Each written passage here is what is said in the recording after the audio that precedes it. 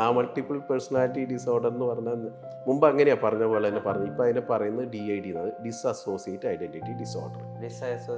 Identity ഒരു identity എന്ന് നമ്മൾ മാറി വേറൊരു ഐഡൻറ്റിറ്റി ആയിട്ട് മാറും. നമ്മുടെ യഥാർത്ഥ രൂപത്തിൽ നിന്ന് മാറി നമ്മളൊരു വേറൊരു രൂപമായിട്ട് ടെമ്പററി ആയിട്ട് മാറും. അല്ലെങ്കിൽ വേറെ ബാധ കയറിയത് ഇങ്ങനെയൊക്കെ പറയായിരുന്നു. അപ്പോൾ അത് കേട്ടുമ്പോൾ തന്നെ മനസ്സിലായില്ലേ, നമ്മളുണ്ടാകുന്ന പേഴ്സണാലിറ്റിയിൽ ഒരു വ്യത്യാസം ഒരാൾക്ക് വരുന്നു, ഒരാളുടെ ബിഹേവിയറിൽ പെട്ടെന്ന് മാറ്റങ്ങൾ വരുന്നു, അയാളുടെ ഐഡൻറ്റിറ്റിയിൽ മാറ്റങ്ങൾ വരുന്നു. അതാണ് ഡിസ്അസോസിയേറ്റ് ഐഡൻറ്റിറ്റി ഡിസോർഡർ. താങ്കളുടെ ഉള്ളിലേക്ക് കടന്നു പോയിട്ടുള്ള ഡാറ്റാസ് ആൻഡ് ഇൻഫോർമേഷൻ അത് അകത്തുണ്ടാവും. താങ്കൾ പിന്നെ നാളെ ഒരു ട്രിഗറിനോട് റെസ്പോൺസ് ചെയ്യുന്നത് ഈ ഡാറ്റ വെച്ചിട്ടായിരിക്കും.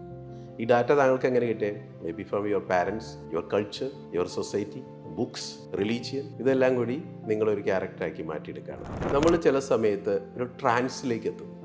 നിങ്ങളൊരു കണ്ടിന്യൂ ആയിട്ട് കുറേ ബ്രീത്ത് എടുത്താലും ട്രാൻസിൽ വരും. നിങ്ങൾ നല്ലൊരു പ്രസംഗം കേട്ടിരുന്നാലും ട്രാൻസിൽ വരും. നിങ്ങൾ ചില സമയത്ത് ഒരു കടയിൽ പോയിട്ട് മേടിക്കാൻ ഉദ്ദേശിച്ച സാധനമല്ല മേടിച്ചിട്ട് വന്നാൽ that means you are in trans.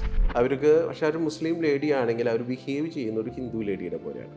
Our on ദൈവ വരുന്ന വഴിക്കല്ല അമ്പലങ്ങൾ കാണുന്ന സമയത്ത് ആ അമ്പലങ്ങളെ നമിക്കുന്നു, തൊഴുകുന്നു. അപ്പോൾ അവർ ഇതുവരെ വളരെ പ്യുവറായിട്ട് ഇസ്ലാം ഫോളോ ചെയ്തിട്ടൊരു ലേഡി കൂടിയാണ്. അപ്പോൾ ഇവിടെ വരുന്ന സമയത്ത് അവർ പിന്നെ ഖുറാൻ കണ്ടു കഴിഞ്ഞാൽ ഖുറാൻ വലിച്ചെടുത്ത് കളയുന്നു. അവരുടെ ബേസിക് ക്യാരക്ടർ അതല്ല. അവർ റിയലായിട്ട് അവർ ശരിക്കും ഖുറാൻ ഫോളോ ചെയ്യുന്ന ഒരു ഇസ്ലാം ലേഡി തന്നെയാണ്. പക്ഷേ ടെമ്പററി അവരിൽ ഉണ്ടാകുന്ന ഐഡൻറ്റിറ്റി മാറിപ്പോയി. ബോർഡർ ലൈൻ പേഴ്സണാലിറ്റി ഡിസോർഡർ മാത്രമുള്ള ഒരാൾക്ക് ഇൽനെസ് അല്ല അത്. അയാളുടെ ഒരു ക്യാരക്ടർ അയാൾക്കും മറ്റുള്ളവർക്കും ബുദ്ധിമുട്ടുണ്ടാകും. ഇമോഷൻ റെഗുലേറ്റ് ചെയ്യാൻ പറ്റാത്തൊരവസ്ഥ, അൺകൺട്രോൾ ആയിട്ടുള്ള ഇമോഷൻ, എക്സസീവ് ആയിട്ടുള്ള ഇമോഷൻ. സങ്കടം വന്നാൽ ഓവറാവും. ഇമോഷൻ ഒരു സ്റ്റോം പോലെയാവും, കൊടുങ്കാറ്റ് പോലെ ആയിരിക്കും, ആംപ്ലിഫൈ ചെയ്യും, ഷിഫ്റ്റ് ചെയ്യും പെട്ടെന്ന് സങ്കടത്തിൽ നിന്ന്. പക്ഷേ അതിനൊക്കെ ഒരു ട്രിഗർ ഉണ്ടാവും. ബോർഡർ ലൈൻ പേഴ്സണാലിറ്റി ഡിസോർഡർ ആൾ വലിയ വലിയ ഓഫറുകൾ കൊടുക്കും. ഇവിടെ വന്ന ബിസിനസ്സുകാർ ഒരു ബിസിനസ് വളരെ നഷ്ടപ്പെട്ടു പോയിട്ട് ഇവിടെ വന്നിട്ടുണ്ട്. കാരണം ഇയാൾ ഹൈപ്പോ മാനിയയിലിരിക്കുന്ന സമയത്ത്, ഈ മാനിയ സ്റ്റേജിലിരിക്കുന്ന സമയത്ത് അയാൾ ആവശ്യമില്ലാത്ത പേപ്പറിലൊക്കെ സൈൻ ചെയ്ത് കൊടുത്തു, ചെക്കുകളൊക്കെ എഴുതി കൊടുത്തു.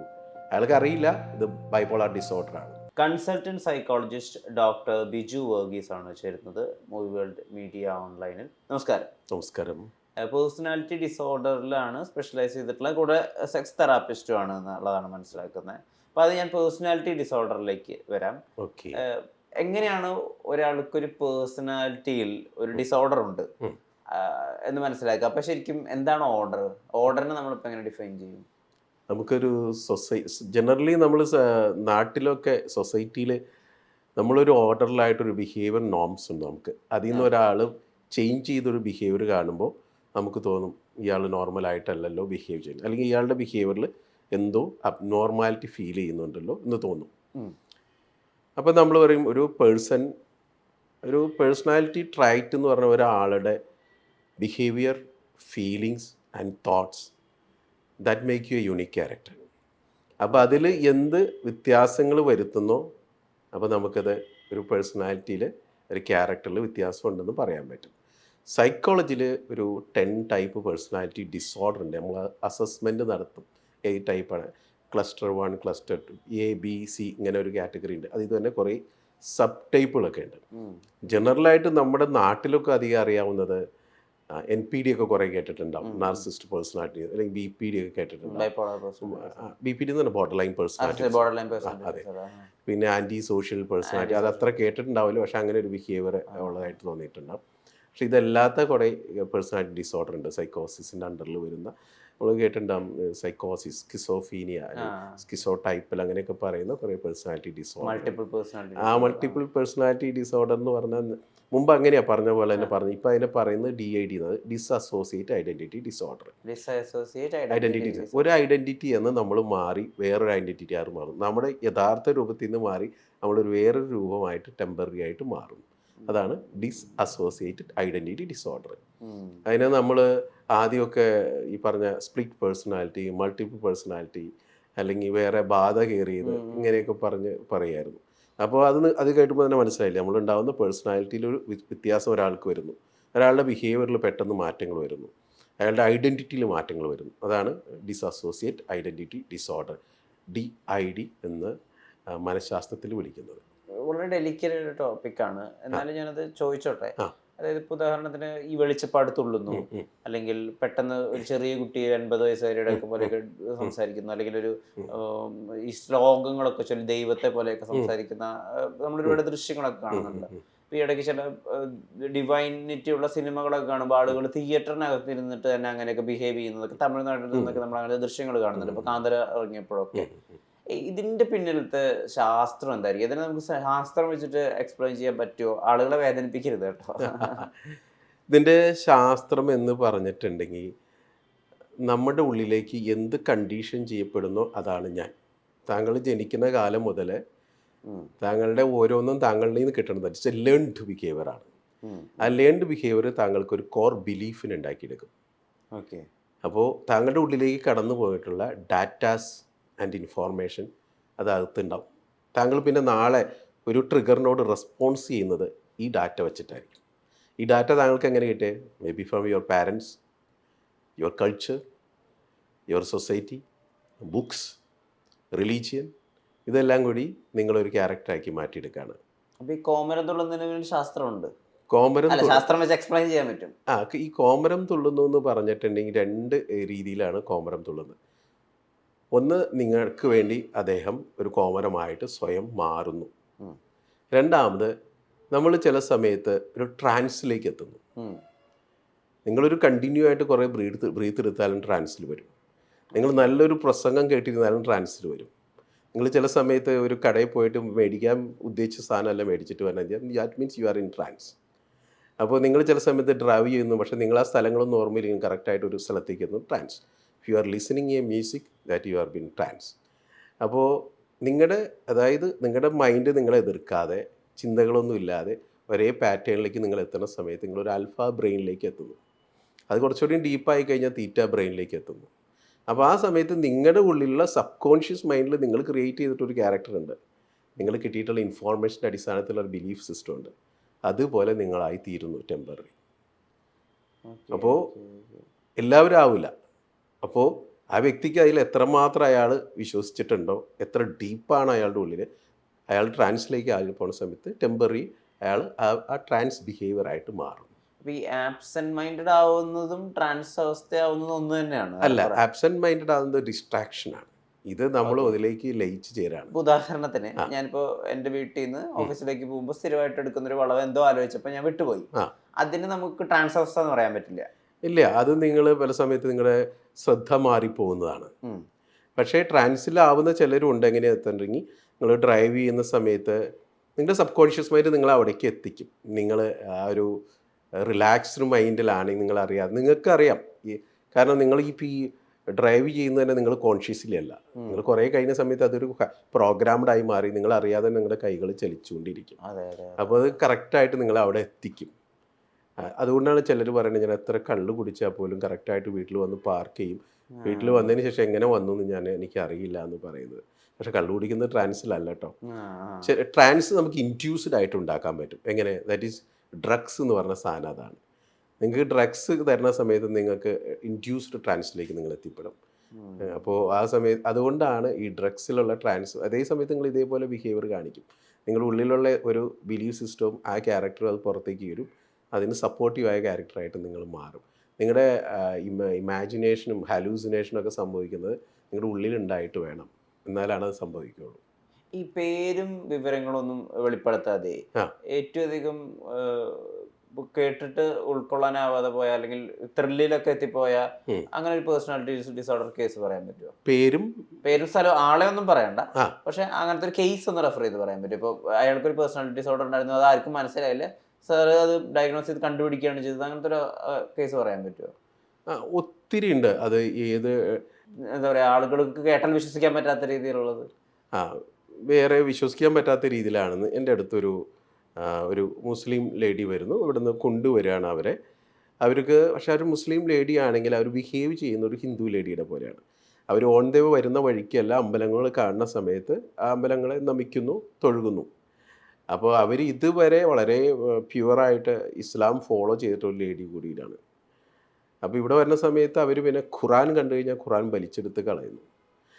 അപ്പോൾ അവരുടെ ബേസിക് ക്യാരക്ടർ അതല്ല. അവർ റിയലായിട്ട് അവർ ശരിക്കും ഖുറാൻ ഫോളോ ചെയ്യുന്ന ഒരു ഇസ്ലാം ലേഡി തന്നെയാണ്. പക്ഷേ ടെമ്പററി അവരിലുണ്ടാകുന്ന ഐഡൻറ്റിറ്റി മാറിപ്പോയി. ഈ ഐഡൻറ്റിറ്റി മാറുന്നത് എങ്ങനെയാണെന്ന് വെച്ചിട്ടുണ്ടെങ്കിൽ, ഇവരൊരു കുഴപ്പമില്ല. അവർ അയലത്തെ വീട്ടിൽ ഒരു ഫ്രണ്ട്ലി ആയിട്ടുള്ള ഒരു ആൻറ്റിയുടെ അടുത്ത്, ഒരു സ്ത്രീയുടെ അടുത്ത് പോയി അവരായിട്ട് സംസാരിച്ചു. പക്ഷെ അവരിൽ ഇങ്ങനെയൊക്കെ ആണെങ്കിൽ അവർ ചില പറയുന്ന കാര്യങ്ങൾ ചില സത്യം ഉണ്ടെന്ന് വരെ അബോധ മനസ്സിലൊരു വിശ്വാസം ഉണ്ടായി.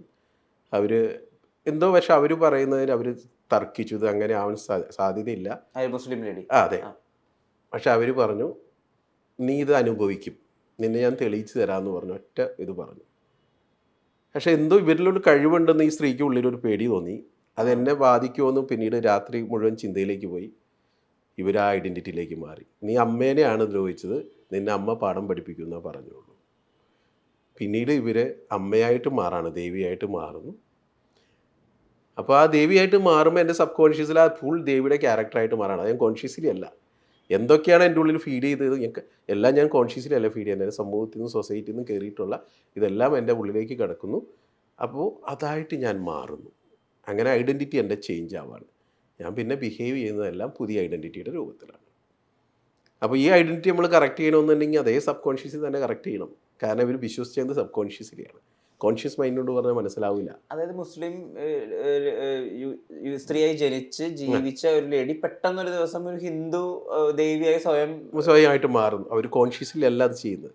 അവർ ചില സമയത്ത് ഈ ക്യാരക്ടറായിട്ട് മാറുന്നു. മാത്രമല്ല അവരെ പുറത്തേക്ക് കൊണ്ടുവന്നാലും എവിടെയൊക്കെയോ അമ്പലങ്ങളുണ്ട്, അവരെല്ലാം അവർ തൊഴുകാൻ തുടങ്ങുന്നു. അവരേറ്റവും ആരാധിക്കുന്നതായിട്ടുള്ള അവരുടെ വേദ പുസ്തകത്തിൽ അവർ പിന്നെ തട്ടിക്കളയുന്നു. അപ്പോൾ ഇത് അവർ റിയലായിട്ട് ചെയ്യുന്നതല്ല. പക്ഷെ അവരെ ആ ഒരു ട്രാൻസ് ലെവലിൽ നിന്ന് അവരെ ഐഡൻറ്റിറ്റിയിൽ നിന്ന് മാറ്റി കഴിഞ്ഞപ്പോൾ ബാക്ക് ടു നോർമലിലേക്ക്. അതെ. അപ്പൊ എത്ര തെറാപ്പികൾ അല്ലെങ്കിൽ എത്ര സമയമൊക്കെ വേണ്ടി വന്നു? നോർമലി അങ്ങനെ ഒരു മാറ്റമാണ്. അവർക്ക് പേഴ്സണാലിറ്റി ഡിസോർഡർ ഇല്ല എന്നുണ്ടെങ്കിൽ ഒരു സിംഗിൾ സെഷൻ മതിയാവും, അല്ലെങ്കിൽ 2 സെഷൻസ് മതിയാവും. പക്ഷെ ഒരു പേഴ്സണാലിറ്റി പ്രോബ്ലം ഉള്ള വ്യക്തിയാണ്, അല്ലെങ്കിൽ എന്തെങ്കിലും ഡ്രഗ് യൂസ് ചെയ്തിട്ട് ചെയ്തതാണെങ്കിൽ പറ്റില്ല. കാരണം ഡ്രഗ് യൂസ് ചെയ്യുന്നൊരു വ്യക്തിക്ക് ഗ്രാജുവലി അവർക്ക് ഹാലൂസിനേഷൻ ആൻഡ് ഡിലൂഷൻ ഡെവലപ്പ് ചെയ്യും. ആദ്യം തോന്നുന്ന ഹാലൂസിനേഷൻ ആൻഡ് ഡെലൂഷൻസ് അവർക്ക് സ്ഥിരമായിട്ട് മാറും. പിന്നെ ഈ ഡ്രഗ് നിർത്തിയാൽ പോലും വർഷങ്ങളോളം ഈ ഹാലൂസിനേഷൻ അവർക്ക് ഉണ്ടാവും. അവർ വേറെ വേറെ ഐഡൻറ്റിറ്റികളായിട്ടും ക്യാരക്ടറായിട്ടും മാറും. രണ്ടാമത് പേഴ്സണാലിറ്റി ഡിസോർഡർ ഉള്ളവർ, നമുക്ക് സൈക്കോസിസ് ഉള്ളവർക്ക് അവർക്ക് റിയൽ ആയിട്ടല്ല ഫീൽ ചെയ്യുന്നത്, അവർ വേറെ ഉള്ളതായിട്ട് ഫീൽ ചെയ്യുന്നത്. അപ്പോൾ ഇതേമാതിരി അൺറിയൽ ആയിട്ട് ഫീൽ ചെയ്യും, അല്ലെങ്കിൽ സ്വന്തം ബോഡിയിൽ നിന്ന് മാറി നിൽക്കുന്നതായിട്ട് തോന്നും, അല്ലെങ്കിൽ ഞാനൊരു ക്യാരക്ടറായിട്ട് വേറെ ക്യാരക്ടറായിട്ട് മാറുന്നതായിട്ട് അവർക്ക് തോന്നും. അത് ചില ബോർഡർ ലൈൻ പേഴ്സണാലിറ്റി ഡിസോർഡറിലും സംഭവിക്കാറുണ്ട്, സ്കിസോഫീനിയ പോലത്തെ രോഗങ്ങൾ സംഭവിക്കാറുണ്ട്, ബൈപ്പോളാർ ഡിസോർഡർ പോലത്തെ ഇതിലൊക്കെ ഇതിൽ സംഭവിക്കാറുണ്ട്. ഇപ്പോൾ ഒരു യഥാർത്ഥ ബോർഡർ ലൈൻ കേസ് എങ്ങനെയായിരിക്കും അയാൾ ബിഹേവ് ചെയ്യുക? എങ്ങനെ ഇത് മനസ്സിലാക്കിയത് ബോർഡർ ലൈൻ? ബോർഡർ ലൈൻ എന്ന് പറഞ്ഞാൽ അങ്ങനെ ഉള്ള ബോർഡർ ലൈൻ എന്ന് പറഞ്ഞാൽ ഒത്തിരി ഡീപ്പായിട്ട് പറയാൻ. ബോർഡർ ലൈൻ പേഴ്സണാലിറ്റി ഡിസോർഡർ എന്ന് പറഞ്ഞാൽ ഞാൻ നേരത്തെ പറഞ്ഞ ഇമോഷൻ റെഗുലേറ്റ് ചെയ്യാൻ പറ്റാത്ത ഒരു അവസ്ഥയാണ്. രണ്ട് പോളിലേക്ക് പോകുന്ന അവസ്ഥയാണ്. ഇല്ല, 2 പോളിലേക്ക് പോകുന്നത് ഞാൻ പറഞ്ഞില്ലേ, ഡിസോസിയേറ്റ് ഐഡന്റിറ്റി ഡിസോർഡർ. അതല്ല, സങ്കടമാണെങ്കിൽ എക്സ്ട്രീം സങ്കടം, സന്തോഷമാണെങ്കിൽ എക്സ്ട്രീം സന്തോഷം. അത് 2 പോളറിലേക്ക് പോകുന്നത് ബൈപ്പോളാർ ഡിസോർഡർ ആണ്. ബൈപ്പോളാർ ഡിസോർഡറിന്റെ പ്രത്യേകത ഇൽനെസ് ആണ്. അതായത് നമ്മുടെ ബ്രെയിനിന്റെ തകരാറാണ്. നമുക്ക് ഹാർട്ടിന് ഉണ്ടാവുന്ന ഒരു അസുഖം പോലെ നമ്മുടെ ബ്രെയിൻ ഫങ്ഷൻ ചെയ്യുന്നത് ശരിയല്ല.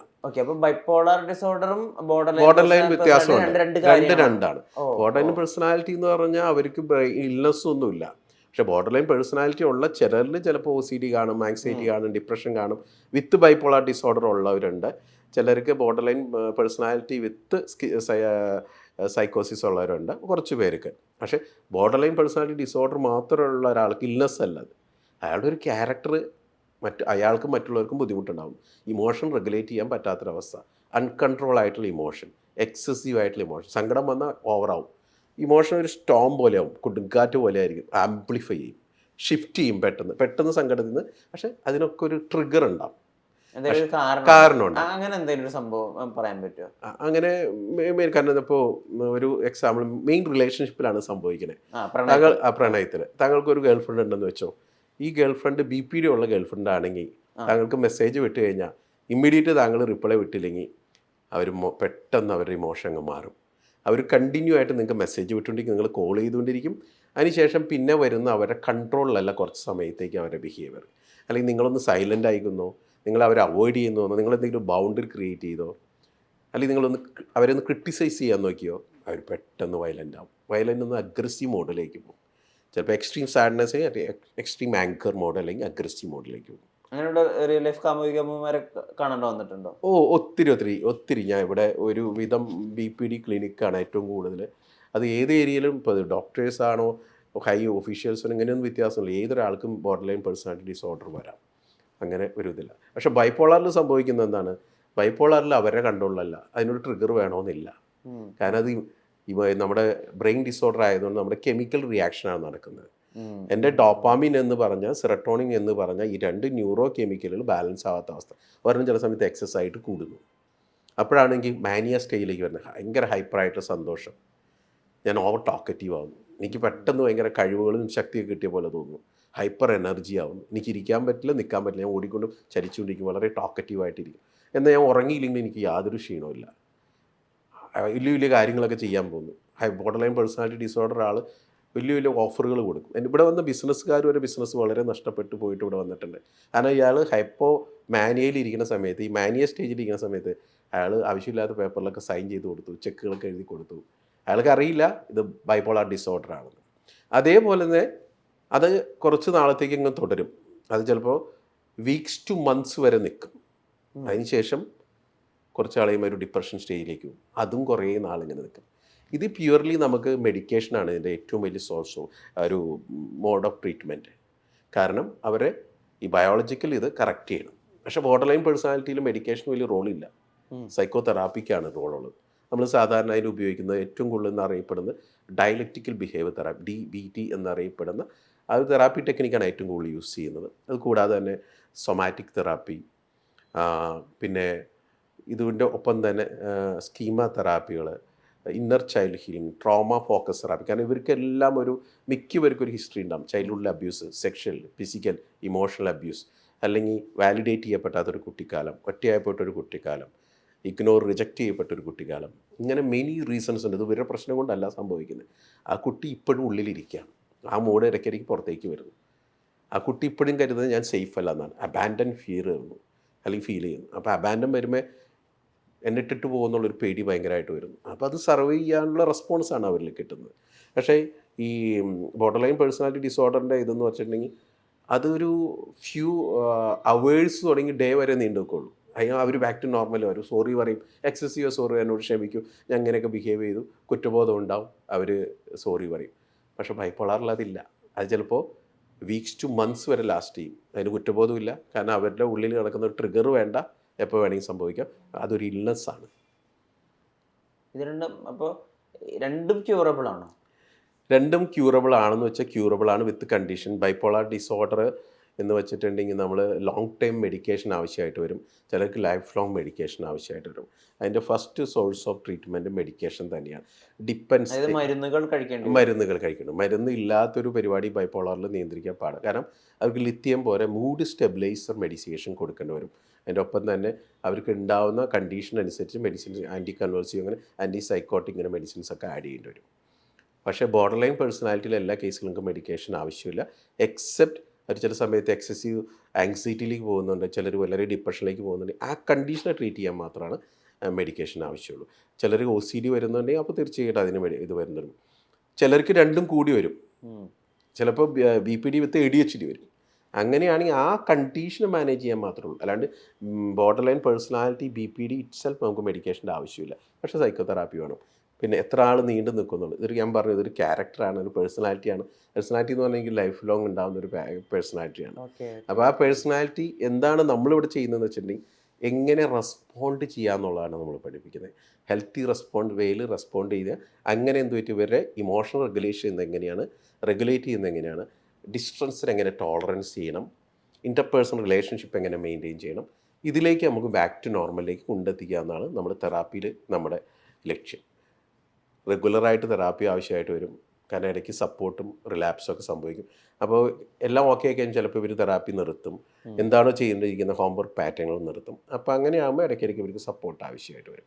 ബാക്ക് ടു നോർമലിൽ നമ്മൾ പോലും ചിന്തിക്കില്ല, അത്ര ഹൈ സ്പീഡിൽ, ഒരു 120 സ്പീഡിൽ പോകുന്നൊരു കാറ് ഭയങ്കര പെട്ടെന്ന് ചവിട്ടി നിർത്താൻ നോക്കിയപ്പോൾ സാധിക്കില്ലല്ലോ. അത് തന്നെയാണ് അവർ സംഭവിക്കുന്നത്. ഇമോഷൻ സ്റ്റോമായിട്ട് വരും. ഈ സ്റ്റോമായിട്ട് വരുന്ന ഇമോഷൻ എൻ്റെ കൺട്രോളിലല്ല. ആ ഒരു കുറച്ച് സമയത്തേക്ക് ഞാൻ എന്തൊക്കെ ബ്രേക്ക് ഇട്ടാലും നിൽക്കില്ല സാധനം. അപ്പോൾ ഞാൻ ഔട്ട് ബേസ്റ്റ് ചെയ്യും. അത് ഔട്ട് ബേസ്റ്റ് ചെയ്യുമ്പോൾ എനിക്കും ബാധിക്കും, മറ്റുള്ളവർക്കും ബാധിക്കും. ഇമോഷൻ എൻ്റെ കൺട്രോളിലല്ല എന്നുള്ളതാണ്. പക്ഷെ പലരും ഇവരോട് പറയുന്നത് നിൻ്റെ ആറ്റിറ്റ്യൂഡ് പ്രോബ്ലം, ബിഹേവിയർ പ്രോബ്ലം, നീ ഡ്രാമ കളിക്കുകയാണ്, മാനിപ്പുലേറ്റ് ചെയ്യാണ്, നീ വിചാരിച്ച ഞങ്ങൾക്ക് ഇങ്ങനെ ഇല്ലല്ലോ. നമ്മളും രണ്ടുപേരും വ്യത്യസ്തരാണ്. അവർക്കറിയില്ല ഇവരുടെ പ്രോബ്ലം വ്യത്യസ്തമാണ്. അത് ഡിപ്രഷനിലും ചിലർ പറഞ്ഞ് ഞാൻ കേട്ടിട്ടുണ്ട്. വീട്ടുകാർ വരും പറയും, ആ എന്തിനാണ് ഇപ്പോൾ എത്രമാത്രം ഈ ഡിപ്രഷനൊക്കെ വരാനുള്ള കാരണം? ഇതേ സിറ്റുവേഷൻ തന്നെയാണല്ലോ ഞങ്ങൾക്കൊരു പ്രശ്നമില്ലല്ലോ. അതിൻ്റെ കാരണം ഓരോ വ്യക്തിയുടെ വൾണറബിലിറ്റി ഡിഫറെൻ്റ് ആണ്. ഇപ്പോൾ വിഷ്ണുവിൻ്റെ വൾണറബിലിറ്റി അല്ല എൻ്റെ വൾണറബിലിറ്റി. 5 പേരുണ്ടെങ്കിൽ 5 പേരുടെയും വൾണറബിലിറ്റി ആൻഡ് റെസിലൻസ്, അത് പ്രതിരോധ ശേഷി വ്യത്യസ്തമാണ്. ഞാൻ ഹൈ സെൻസിറ്റീവായ ഒരു ഇമോഷൻ ബ്രെയിനുള്ള ഒരാൾ, ഞാൻ ചെറിയ സിറ്റുവേഷൻ എനിക്ക് വളരെ സെൻസിറ്റീവ് ആയിരിക്കും. പക്ഷേ താങ്കൾക്ക് അത് ഉണ്ടാവണമെന്നില്ല. പിന്നെ ഒരു സിറ്റുവേഷനുള്ള റെസിലൻസ് എനിക്കും താങ്കൾക്കും വ്യത്യസ്തമുണ്ടാവും. അതായത് ഇപ്പോൾ അച്ഛനും അമ്മയ്ക്കും മകനും മകൾക്കും ഇത് എല്ലാവർക്കും ഇത് വ്യത്യസ്തം തന്നെയായിരിക്കും. വ്യത്യസ്തമായിരിക്കും. ഓരോ ആളും ഒരുപോലെ ആയിരിക്കില്ല ഇത് ചെയ്യുന്നത്. Okay, fine. പക്ഷേ നമ്മളിപ്പോൾ ഫോർ എക്സാമ്പിൾ നിങ്ങളിപ്പോൾ ഒരു വഴിയിൽ ബസ് കയറി നിൽക്കണം, ഒരു കാർ അതിൽ ചെളി തെറിപ്പിച്ചുകൊണ്ട് പോയി, 5 അവർ നിൽക്കുന്നുണ്ട്, 5 പേരും ബിഹേവ് ചെയ്യുന്നത് ഡിഫറെൻ്റ് ആയിരിക്കും. അതെ അതെ അതെ. ഒരാൾ പെട്ടെന്ന് അഗ്രസീവായി ദേഷ്യപ്പെട്ട് ഇപ്പോൾ ചാടി ഇറങ്ങിയൊക്കെ പുറപ്പെടും.